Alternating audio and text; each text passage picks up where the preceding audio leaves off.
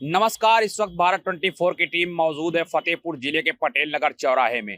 आज हम बात करेंगे फतेहपुर जिले की भौगोलिक परिदृश्य की। तो बता दें, गंगा और यमुना के बीच फतेहपुर जनपद स्थित है। यहाँ महारथी बुजुर्ग ने तपस्या की थी, आपको बता दें। लेकिन अब चुनाव की सरगर्मियां भी तेज हो गई, जिसको लेकर जहां जनता से हम उनकी राय जानेंगे कि जो मौजूदा सांसद हैं उनको लेकर जनता की क्या राय है, क्योंकि उन्हें पुनः भाजपा ने प्रत्याशी बनाया है। आखिर किन मुद्दों को लेकर इस बार जनता वोट करेगी। हमारे साथ कुछ लोग मौजूद हैं जिनसे हम बात करेंगे। जी, क्या नाम है आपका? हमारा नाम शाहिद खान है। मैं अल्पसंख्यक का जिला उपाध्यक्ष हूँ भाजपा से। जी, किन मुद्दों को लेकर आगामी लोकसभा चुनाव में आप लोग मतदान करेंगे? देखिए, हमारे पास मुद्दे जितने थे अब कोई मुद्दा बचा नहीं है, क्योंकि भाजपा सरकार ने, माननीय मोदी जी ने सारे मुद्दे को पूरा किया है। सबका साथ सबका विकास का नारा पूरा किया है। अब रही बात विकास की, तो मैं विकास से शुरू करता हूँ। इन कार्यकाल में मोदी जी के, जब से हमारे फतेहपुर में, पहले बहुत पिछड़ा फतेहपुर था हमारा, आज से आप उठा के 10 साल 15 साल पहले देख लीजिए।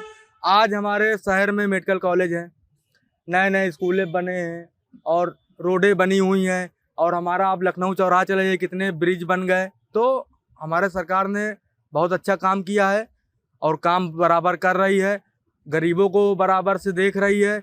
प्रधानमंत्री आवास योजना के तहत आज देखिए, आज यहाँ पे आप ढूंढिए भला कच्चे मकान हमको दिखाइए शहर में, आप एक भी मकान आपको नहीं दिखेंगे। 100 में एक बात कोई हो तो वो एक अलग विषय है। आप देखिए, चाहे गरीब हो चाहे जिस बिरादरी का हो, उसके पास आज प्रधानमंत्री आवास योजना का मकान। आप एक मोहल्ले चले जाइए, आप एक मोहल्ले, किसी भी मोहल्ले चले जाए, वो दलित के मोहल्ले चले जाइए, चाहे मुस्लिमों के चले जाइए, चाहे किसी भी वर्ग के मोहल्ले आप चले जाइए, प्रधानमंत्री आवास योजना आपको मिलेगा ही मिलेगा। एक नहीं, सैकड़ों के उसमें आपको दिखेंगे कि ये भी प्रधानमंत्री आवास योजना, ये भी।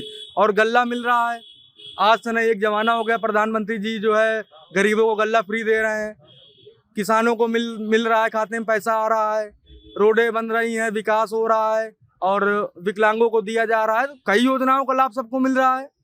तो अब क्या चाहिए और जनता को। और युवाओं को शिक्षा मिल रही है, युवाओं को रोजगार मिल रहा है। यूपी पुलिस में 2018 में भर्तियाँ हुई हैं, अभी जो है 69,000 शिक्षकों की भर्तियाँ हुई हैं। और क्या चाहिए भाई विकास। इसके पहले भी सरकारें थी 10-20 साल से, आप हमको दिखाइए उन्होंने क्या किया।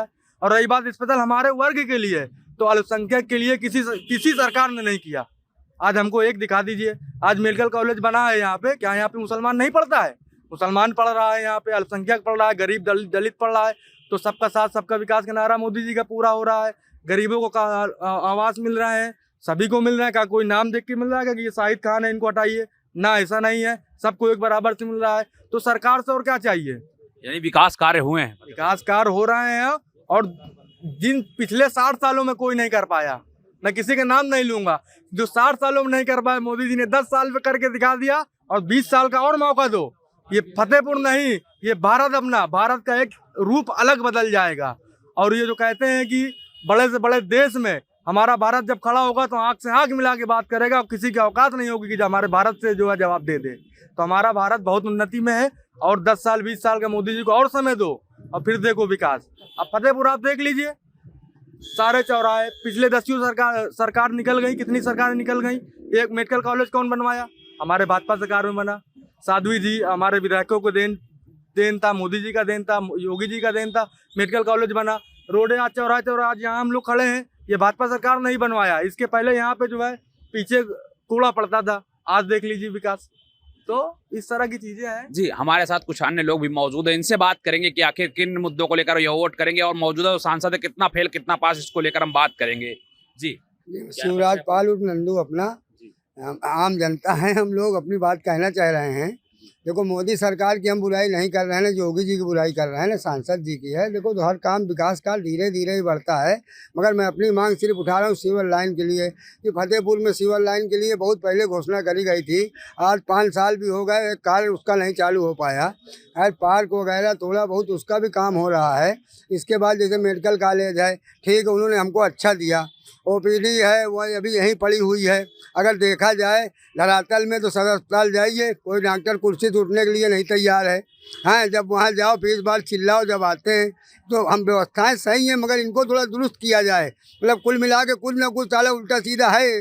जो मोदी जी की कमी नहीं है, ना योगी जी की कमी है। यहाँ की जो प्रशासन है मान लो, और जो है अपने ये लोग अगर हल्का टाइट करें इस मामले को, जैसे साध्वी जी हैं, ये हफ्ते में सिर्फ 3 दिन अगर आ जाए तो बहुत बड़ी बात होती है। फिर सत्ता पक्ष के सांसद हैं, जाएँ तो दुनिया के पीछे लगी जाते हैं, उनके क्या किया जाए। मगर ये अपना थोड़ा इस चीज़ को गौर करें, ध्यान दें।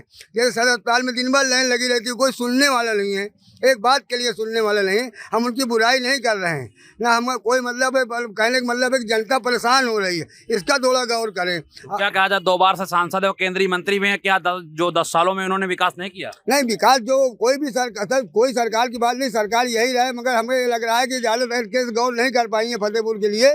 बाकी देखो, हम योगी जी मोदी जी के साथ बिल्कुल साथ हैं, वोट उन्हीं को हम करेंगे। भाई देखो, बेस वही है। क्यों? भाई देखो, हम तो उन्हीं को मानते हैं, वो किसी को भी आवे तो हम सपोर्ट उन्हीं को करना है, क्योंकि सरकार हमारी अच्छी है। मगर सांसद के लिए ये चीज़ कह रहे हैं कि उस चीज़ को गौर करें। ये भी हवाई में चलते हैं, टिकट मिल जाएगा, चुनाव जीत जाएंगे, ऐसा नहीं है। इनको भी संघर्ष काटे के करना पड़ेगा, है कि नहीं? क्योंकि सिविल लाइन की व्यवस्था इन्होंने कही थी, आज 5 साल हो गए, एक कार्य यहाँ नहीं हो पाया। सर, आज पूरी जो है अर्थव्यवस्था वैसे फतेहपुर की चल रही, आप कहीं पर चले जाए, सरकारी काम एक तो भी कराना है, बिना आपको उसके कुछ काम नहीं होता है। अगर कहें तो मैं उसका आपको प्रत्यक्ष प्रमाण भी दे सकता हूँ। आप कहीं सदर अस्पताल आप भी जाते हैं, आपके बच्चे हैं, आपको क्या वहाँ पर मुसीबत झेलनी पड़ती है, इसको कोई देखने वाला है यहाँ पे? बस ये बीजेपी तो है, बीजेपी तो है ही है, बीजेपी रहेगी, हमेशा रहेगी। मगर अब ये है कि अगर साध्वी जी हैं, बिल्कुल हम उनके सपोर्ट में समर्थन। यानी ये कहा जा सकता है कि केंद्र सरकार बिल्कुल ठीक है, लेकिन मौजूदा समय में जिले के हालात कुछ ठीक नहीं। हाँ, जिले की हालत इसलिए नहीं सही है कि यहाँ पर जो प्रशासन है, भाई प्रशासन के खिलाफ बोलना तो उसको भी मुश्किल है। भाई चेहरा पहचान लिए तो कल के कुछ भी हो सकता है, उसके लिए नहीं कह रहे हैं। मगर जो समस्याएं जनता की, हम जनता के आदमी जनता की बात करेंगे ना।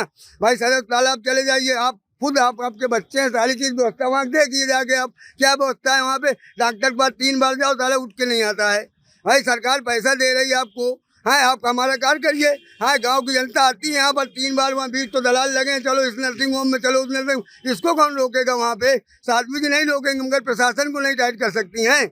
ये हम उनसे जी, हमारे साथ कुछ लोग और जुड़े हैं जिनसे हम बात करेंगे, इनका क्या कुछ कहना है जो आगामी लोकसभा चुनाव है और जो बार फिर प्रत्याशी बनाया गया है, बीजेपी ने साध्वी जी को प्रत्याशी बनाया, जो कि केंद्रीय राज्य मंत्री भी रही हैं, उनको लेकर क्या लोगों की राय है, आइए बात करते हैं। जी, क्या परिचय आपका? किशन मल्होत्रा, व्यापार मंडल से हूँ।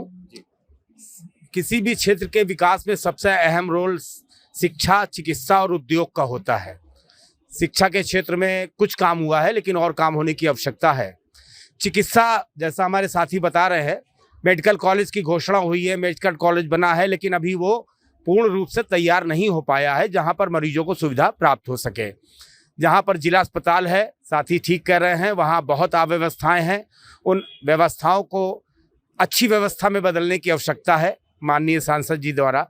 उद्योग यहाँ का पूरी तरह विराम लगा हुआ है। उद्योग, जो कुटीर उद्योग हमारे यहाँ सौरा, मलवा और चौडगरा क्षेत्र में थे, वो पूरी तरह से अविकसित हो गए हैं, छीड़ हो गए हैं। एक तरफ सरकार बड़े उद्योगपतियों के कर्जे माफ़ करती है, उनको विकसित होने का मौका देती है। हमारे यहाँ के बहुत से व्यापारी जो कोरोना काल में किस गर्त में समा गए, उनके व्यापार नष्ट हो गए, उनके उद्योग नष्ट हो गए और वो बैंक कर्जों से दब गए। अब उनको पुनर्वास के लिए, उनको उद्योग लगाने के लिए सरकार को सही दिशा में कदम उठाने की आवश्यकता है, ताकि सच्चे माने में व्यापार विकसित होगा तो जनपद विकसित होगा, और जनपद विकसित होगा तो व्यक्ति विकसित होगा। मेरा यही कहना है बस। जी, तो अभी आपने सुनी प्रतिक्रिया इनकी। हमारे साथ कुछ युवा भी मौजूद है, इनसे ही बात करेंगे कि आखिर इनको किन मुद्दों को लेकर ये लोग मतदान करेंगे और विकास का मुद्दा कितना यहाँ पर देखने को मिला और कितना विकास फतेहपुर में हुआ, इसको लेकर हम बात करेंगे युवाओं से। जी, क्या परिचय? मैं अभिषेक शर्मा, एडवोकेट। मैं यही कहना चाहूँगा इस सरकार से कि इस कार्य में उन्होंने 10 सालों में बहुत से कार्य किए हैं और आगे भी करेंगे, मैं उम्मीद करता हूँ उनसे। बट हम उनसे एक ही विनती करना चाहेंगे कि जो भी हमारे युवा पीढ़ी हैं, जो अपना पढ़ाई पे लगे रहते हैं, नौकरी की तैयारी करते रहते हैं, उसके बाद जब उनका एक अवसर आता है नौकरी पे होने के लिए, तो पेपर लीक हो जाता है। उससे क्या होता है कि उनका पेपर कैंसिल हो गया, फिर से नई भर्ती निकाली जाएगी, जब तक क्या होती है कि उनकी एज निकल चुकी होती है। ठीक है, तो अब इसके लिए सरकार आके क्या करेगी बताइए। अगर वो पढ़ाई कर रही थी और उसने अपनी तैयारी की और पेपर लीक हो गया, तो उनका मतलब किस बेस पे उनको, मतलब कि उनकी क्या गलती थी, पेपर लीक हो गया तो उनके तो ईयर बेकार हो गया ना। इसके लिए सरकार या तो जो भी एक जॉब की या सरकारी आप एज होती है उसको बढ़ाया जाए, या तो फिर जो भी पेपर लीक होता है उसके विषय में फिर से दोबारा पेपर कराई जाए उसी एज पे, ठीक है। और हमारे फतेहपुर में भी कुछ ऐसे रोजगार की आवश्यकता है जिसे नव युवा पीढ़ी तलाश रही है, जिनकी एज निकल चुकी है। वो अदर शहरों में जाके 6-6 10-10 हज़ार रुपये की नौकरी कर रहा है और उससे उनका घर का पालन नहीं हो पा रहा है, ठीक है। तो मैं सरकार से यही कहना चाहूँगा कि विकास तो कर ही रही है, इसके साथ साथ जो भी हमारी नव युवा पीढ़ी तैयार हो रही है उनके उज्जवल भविष्य के लिए भी कुछ कार्य करें जिससे उनका जीवन यापन हो सके। बस ठीक, धन्यवाद। जी, विकास कार्य कितना हुआ होगा अभी यहाँ तक? 10 साल? हमारे हिसाब से तो लगभग कार्य हुआ है, रोडें बनी है, यहाँ पे रोडें चौड़ी हुई हैं, पार्क बने हैं, जो भी चौराहे थे चौराहे बन गए और सीसीटीवी कैमरे लगे, जो भी चालान वालान होते थे अपना पुलिस इधर उधर रोकती थी तो कैमरा लग गया, ऑनलाइन चालान होने लगे हैं और भी है कार्य यहाँ पे जो हुए हैं। मैं इससे जी, हमारे साथ व्यापारी भी जुड़े हैं, इनसे हम बात करेंगे कि जो विकास कार्य कितना हुआ जनपद में और व्यापारियों की क्या मांग है आगे। जी, क्या परिचय आपका? मैं अनिल वर्मा हूँ, अध्यक्ष हूँ व्यापार मंडल से। देखिए, जहाँ आप विकास की बात कर रहे हो तो निश्चित तौर पे पिछली सरकारों की अपेक्षा विकास के कार्य हुए हैं, लेकिन विकास के कार्य के साथ साथ समाज के जो तमाम अंग होते हैं उन अंगों का विकास भी हमें चाहिए। उनमें सबसे महत्वपूर्ण अंग है, मैं व्यापारी समाज को समझता हूं, जो भारत सरकार के राजस्व में 60 से 70% राजस्व देने का कार्य करती है। और मैं समझता हूं 70 सालों से परंपरागत बाजार के अंदर व्यापारी बैठ करके सरकार और प्रशासन के कंधे से कंधा मिला करके अपनी भूमिकाओं को निभा रहा था।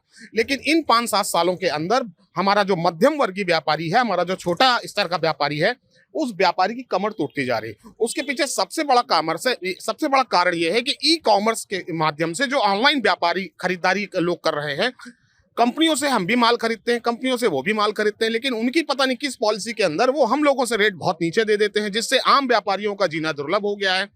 टैक्स हम भी भरते हैं, टैक्स वो भी भरते हैं। हमारे एक रेहड़ी पटरी वाले जो व्यापारी हैं, मैं उनके लिए भी बोलना चाहूंगा, इसके पीछे हमने प्रशासन से तमाम उनके लिए मदद मांगी है। वो आए दिन इधर उधर उनके चालान काटे जाते हैं, उनको मारा भगाया जाता है, उनकी बेइज्जती अपमान किया जाता है। मैं शासन प्रशासन के माध्यम से, शासन ने अच्छे काम किए हैं, लेकिन जो छोटे छोटे से काम हैं इन कामों को भी करना चाहिए जिससे उनकी अच्छाई और बढ़ सके। हमारे जो रेहड़ी पटरी वाले व्यापारी भाई, इनके लिए जगह आवंटित करनी चाहिए, जगह देना चाहिए, उनको निश्चित करना चाहिए कि आप यहाँ पे लगाओगे, जिससे लोकल जो सुविधा के केंद्र हैं उनके द्वारा वो परेशान न किया जा सके। तो कुछ इस तरह के मुद्दे हैं कि इन पे भी सरकार को ध्यान देना पड़ेगा। 70 सालों से जो आपके साथ बाजार में खड़ा था, आपके साथ खड़ा था, उनके बारे में भी चिंता जरूर कीजिए। इन 5-7 सालों से के बीच में आकर के लोगों ने जो अपना बाजार पे आधिपत्य जमाया, मैं इसको अच्छी बात नहीं समझता हूं। परंपरागत बाजार के लिए भी व्यापारियों के लिए आपको सोचना पड़ेगा। जी, हमारे साथ कुछ लोग और जुड़े हैं जिनसे हम बात करेंगे, आखिर किन मुद्दों को लेकर वो लोग वोट करेंगे और जनपद में कितना विकास हुआ, यहाँ की सांसद कितना फेल कितना पास, इसको लेकर हम लोगों से बात करेंगे। जी, क्या नाम है आपका? मोहम्मद अयान नाम है मेरा। और कितना विकास हुआ है? बहुत सारा विकास हुआ है, कोई दिक्कत नहीं है मोदी सरकार में। और हम तो चाहेंगे 10-20 साल और सरकार रहे, और काम बहुत सारे हुए हैं। जैसे गरीबों को लिए घर मिले, भाई आपको पता ही है 2.5 लाख रुपए मिले। हमारे महल्ले चले जाइए आप, कम से कम 50-60 मुस्लिम होंगे, सबको मिले हैं। घर कच्चे कच्चे बने थे, चू रहे थे, मगर आज मोदी सरकार में बहुत सारी व्यवस्था हो गई है, घर बन गए पक्के, किसी का कच्चा घर नहीं है। और शौचालय नहीं था किसी के पास, शौचालय बन गए हैं। अब वहाँ अंसाड़गढ़ चले जाइए, हमारे महल्ले से थोड़ा सा अलग हट के शौचालय नहीं थे, बस कब्रिस्तान है वहाँ पर जाके हकते थे, भाई लैटिंग जाए वहाँ करें जाके। अब मगर शौचालय बन गया, बहुत बेहतरीन काम हो रहा है, कोई दिक्कत। जी, हमारे साथ युवा वर्ग मौजूद, इनसे हम बात करेंगे किन मुद्दों को लेकर ये लोग वोट करेंगे। जी, मेरा नाम तुषार श्रीवास्तव है। मोदी सरकार बहुत अच्छा काम कर रही फतेहपुर में। लोगों को घर बनने के लिए आवास बनने के लिए पैसे दे रही है, 2.5 लाख रुपए। व्यवसाय करने के 10,000, 20,000, 50,000 नगर पालिका से दिलवा रही है कि व्यवसाय कर ले, कोई गरीब न रहे। बहुत अच्छा कार्य कर रही मोदी सरकार। जनपद में कितना विकास हुआ अभी तक? जनपद में तो आप खुद ही देख रहे होंगे कितना विकास हुआ है। हर जगह पक्के घर है, रोड बनी हुई है, जगह जगह पार्क बन गए, शौचालय नहीं था शौचालय बन गए, हर जगह विकास हो रहा है। जी, तो अभी तक आपने देखा कि भारत 24 से जुड़कर लोगों ने अपनी अपनी राय दी है और मौजूदा सांसद कितना फेल कितना पास, इसको लेकर जनता ने सीधा प्रतिक्रिया दी है भारत 24 पर। फतेहपुर से परमानंद पांडे, भारत 24।